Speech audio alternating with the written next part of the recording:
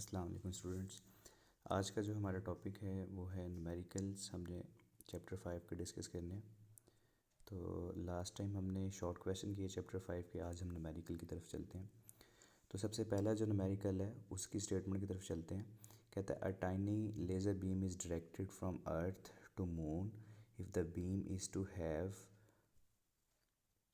a diameter of 2.50 at the moon. How small must be angle of divergence angle for the beam? Distance between the moon from the earth is 3 into 10 raised की power 8 metre. तो ये हमारे पास कुछ data है यहाँ पे। इसमें अगर हम मेन चीज़ें हाईलाइट करें तो जो हमें डाटा दिया गया बच्चे, उसमें एक तो हमें डिस्टेंस दिया है, हमारे पास डिस्टेंस गिवन है 2.5 मीटर।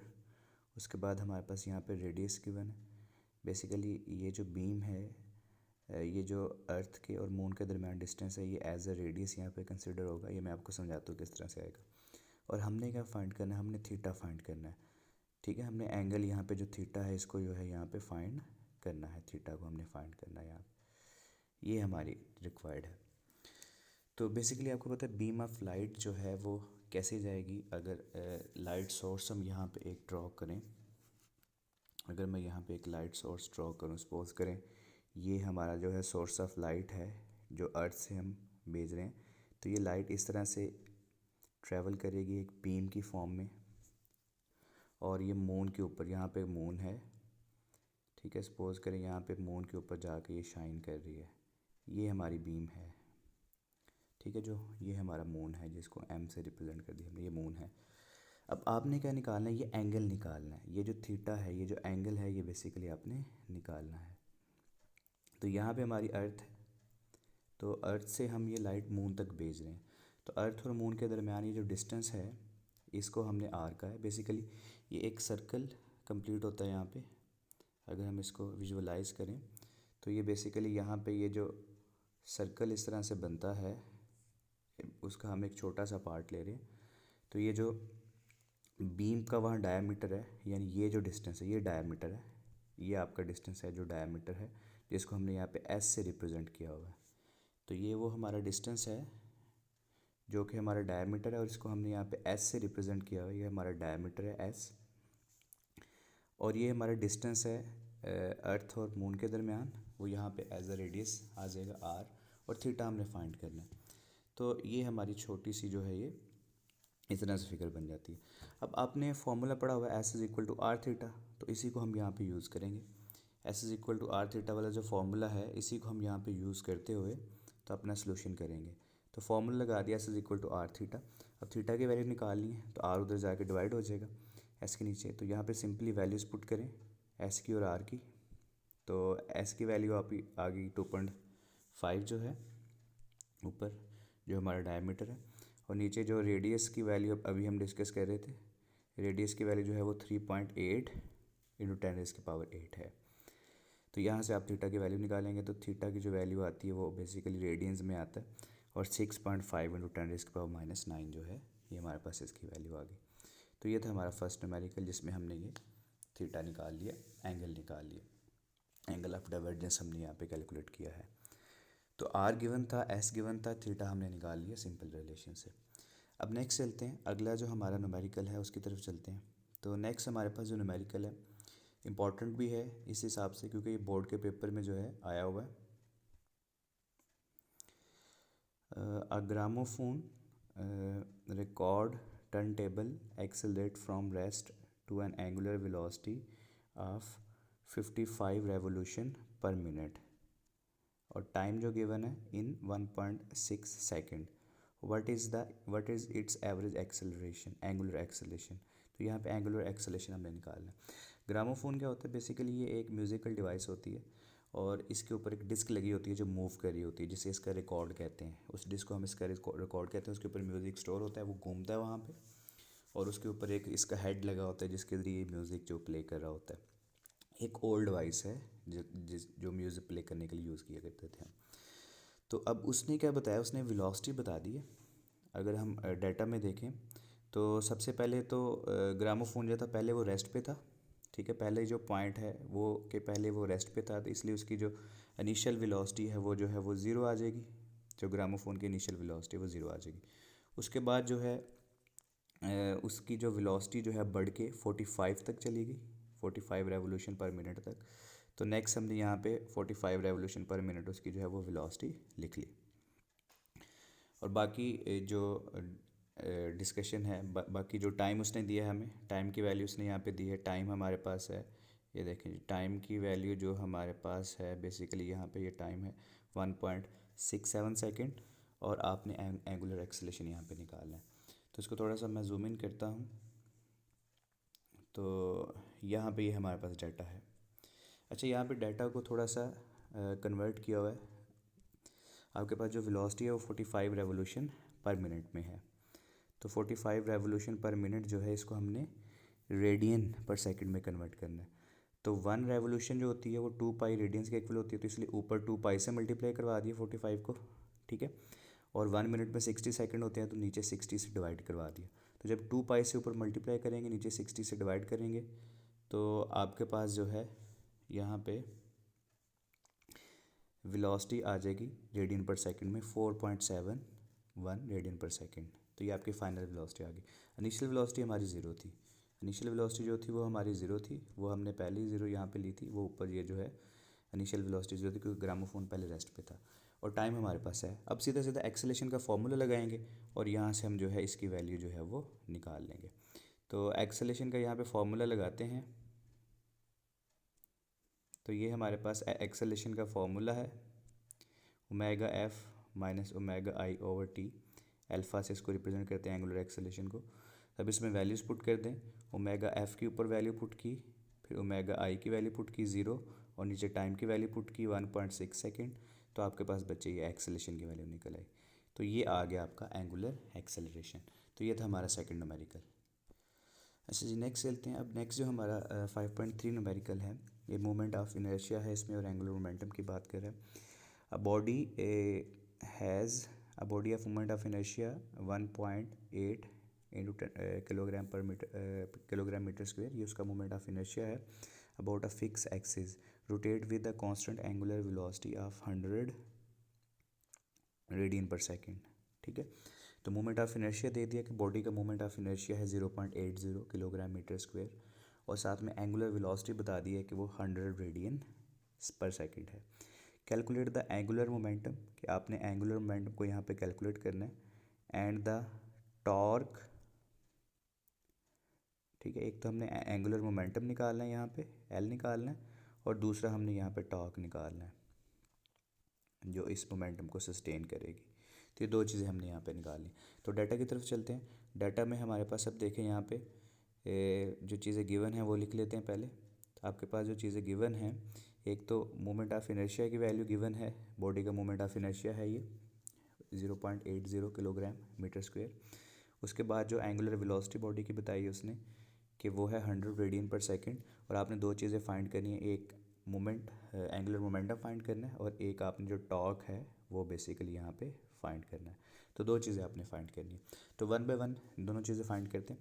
अच्छा, मोमेंट ऑफ इनर्शिया गिवन है और एंगुलर वेलोसिटी गिवन है, तो ये सिंपल आपका जो है L is equal to I omega, इस फॉर्मूले से एंगुलर मोमेंटम निकल आएगा।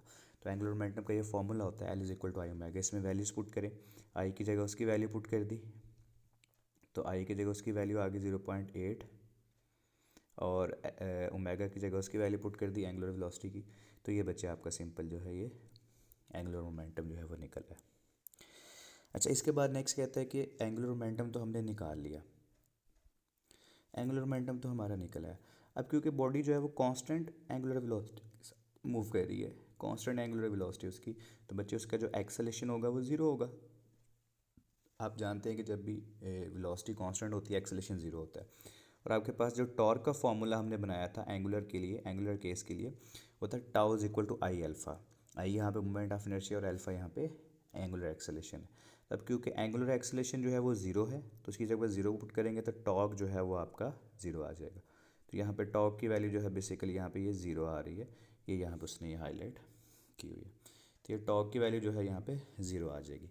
तो ये था आपका 5.3 न्यूमेरिकल। अच्छा 5.3 के बाद अब 5.5 है नेक्स्ट, तो उसकी तरफ चलते हैं। अब ये जो दो न्यूमेरिकल किया हमने 5.2 और 5.3, ये इंपॉर्टेंट है, इनको ज़रा अच्छे तरीके से देख लीजिएगा। नेक्स्ट है 5.5। 5.5 की स्टेटमेंट तो छोटी सी है, लेकिन इसकी कैलकुलेशन थोड़ी लेंथी है, बाकी मुश्किल नहीं है, कैलकुलेशन थोड़ी लेंथी है और कुछ भी नहीं इसमें। तो स्टेटमेंट कुछ इस तरह से, calculate the angular momentum of a star of mass 2 into 10⁻³ kilogram and radius 10 into 7 into 10⁻5 kilometre. तो एक स्टार है जिसका मैस गिवन है और जिसका रेडियस गिवन है, क्योंकि स्टार सफेरिकल होता है ना ऑब्जेक्ट, तो इसलिए उसका रेडियस गिवन है। If it makes one complete rotation about its axis once in 20 days, what is its kinetic energy. तो उसकी काइनेटिक एनर्जी आपने निकाली, यानी बेसिकली ये रोटेशनल काइनेटिक एनर्जी के रिलेटेड है। तो स्टार की जो हमारे पास है मैस गिवन है। अब डाटा की तरफ देखते हैं क्या चीज़ें हमारे पास हैं। मैस गिवन है हमारे पास स्टार का, उसके बाद उसका रेडियस गिवन है, क्योंकि ये वो स्फेरिकल ऑब्जेक्ट है तो उसका रेडियस होगा ऑफ कोर्स, तो उसका रेडियस गिवन है। उसके बाद बच्चे जो टाइम लगता है उसे रोटेशन में, वो है 20 days। तो ये टाइम हमारे पास गिवन है, इसको सेकंड्स में कन्वर्ट कर लिया, 20 days के सेकंड्स बना लिए, क्योंकि 20 days हैं, 1 day में 24 आवर्स होते हैं और 1 आवर में 3600 सेकंड्स होते हैं। तो यहाँ से हमने सेकंड्स ने टाइम निकाल लिया सेकंड्स में। तो ये आपके पास टाइम आ गया, अब यहाँ पे टाइम आ गया। तो ये हमारा गिवन डाटा है। तो डाटा में मैस गिवन है, रेडियस गिवन है और टाइम गिवन है। हमने क्या फाइंड करना है, हमने एंगुलर मोमेंटम निकालना है और जो है नेक्स्ट जो है वो हमने काइनेटिक एनर्जी निकालनी है। तो दो चीज़ें हमने यहाँ पे फाइंड करनी है। तो डाटा आ गया हमारे पास। अब एंगुलर मोमेंटम और काइनेटिक एनर्जी, ये दो चीज़ें हमने यहाँ पे फाइंड करनी है, ये दो चीज़ें हम यहाँ पे फाइंड करने जा रहे हैं। To calculate the angular momentum आपके पास सीधा सीधा फॉर्मूला है, ये जो पीछे भी हमने यूज़ किया कि अगर आपने एंगुलर मोमेंटम को निकालना है तो ये वाला फॉर्मूला जो है इसको यूज़ करेंगे हम एंगुलर मोमेंटम को कैलकुलेट करने के लिए। तो इस फॉर्मूला के ज़रिए हम निकाल लेंगे angular momentum, L is equal to I omega. अब हमारे पास जो है आई जो है सफ़ेयर के लिए, वो भी आपको पता है कि क्या होता है। तो पहले हमने ओमेगा निकालनी है, वेलोसिटी, एंगुलर वेलोसिटी। तो ये उसका फॉर्मूला आ गया 2π/t, यानी 2π जो एक कंप्लीट रोटेशन में जो एंगल बनता है टोटल वो 2π बनता है। तो एक चक्कर के अंदर जो स्टार एंगल कवर करेगा या वो जो एंगुलर डिस्प्लेसमेंट कवर करेगा वो 2π के इक्वल होगा। और वो जो टाइम रिक्वायर्ड होगा उसको एक रोटेशन कंप्लीट करने के लिए वो टी गिवन है। तो ऊपर 2π की जगह उसकी वैल्यू पुट कर दी, पाई की जगह उसकी वैल्यू पुट कर दी और नीचे टाइम हमने पुट कर दिया। तो यहाँ से आपके स्टार की वेलोसिटी निकल आई। तो सिंपल हमने 2π को टी से डिवाइड किया, स्टार की वेलोसिटी निकाल ली। ये स्टार की एंगुलर वेलोसिटी है, तो यहाँ से हमने वेलोसिटी निकाल ली। अब नेक्स्ट हमारे पास जो स्टार है, क्योंकि वो एक सफ़ेयर है, मैं पहले भी बता चुका हूँ, तो उसका जो मोमेंट ऑफ इनर्शिया है उसका फॉर्मूला ये है। सफ़ेयर का जो मोमेंट ऑफ इनर्शिया है वो हम इस फॉर्मूले से निकालते हैं 2/5 mr²। अब इसमें वैल्यूज़ पुट करें तो आपका एंगुलर मोमेंटम निकल आएगा। तो आप चाहे तो आई को लैदर से कैलकुलेट कर लें, लेकिन उसने आई की वैल्यू यहाँ पे पुट कर दी सीधी फार्मूला में, आई की जगह उसकी वैल्यू पुट कर दी, साथ में ओमेगा आ गया। तो यहाँ पे उसने वैल्यूज़ पुट की है। तो अब ये फार्मूला जो आपका बन गया है वो बेसिकली ये फार्मूला बन गया आपका। इसमें आई की जगह उसकी वैल्यू पुट कर दी 2/5 mr² और साथ में ओमेगा आ गया।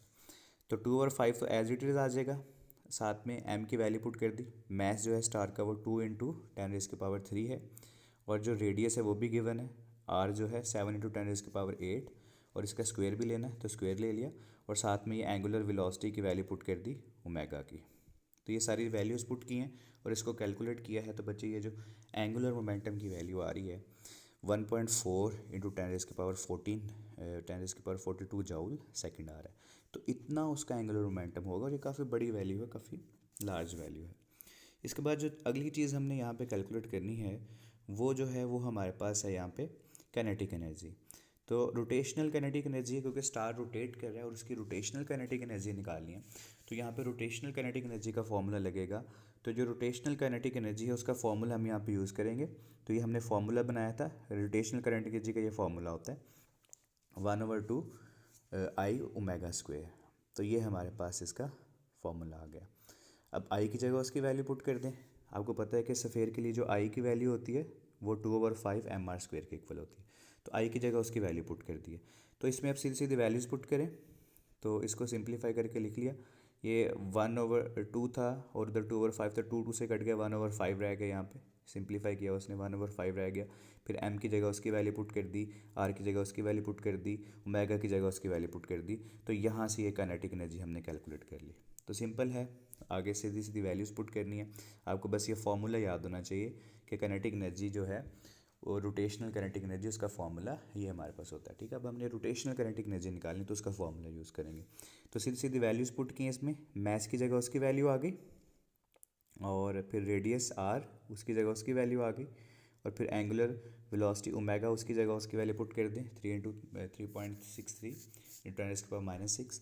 तो इसको सिंपली कैलकुलेटर पे आप कैलकुलेशन करेंगे तो इसका आंसर आ जाएगा काइनेटिक एनर्जी का 2.5 × 10⁻36 जूल।